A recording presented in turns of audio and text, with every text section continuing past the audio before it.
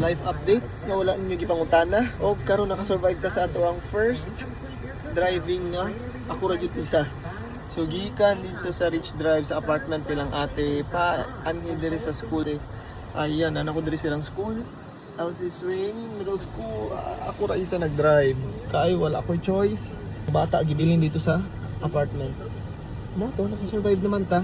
Kabalo man ta mo day pero kabalo ka na ata sa laing country and US pa jud. Kahadlok, masayop ta sud kaayo. So dapat amping-amping kay daghan kay mga follow nga rules. So ang driver's license allowed siya for 3 months.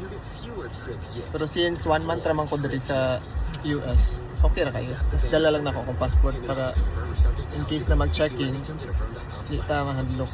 Okay? So gahulat ko kay ate. Nagulat ta. Kay 4 pa man niyang out. So after here, we go straight to ang Ma'am Erin o ni Ma'am Kisiper. Ug naabot na ta diri sa Starlight Cove Elementary School. Ay, sa school. So ayan, magda-dive na naman tayo pa uwi. Oh, dili na makuha na hulog. Pasensya na, sabaan kayo kung ate. Dito na tayo sa bahay. Apartment. Thank you for watching. Ganan!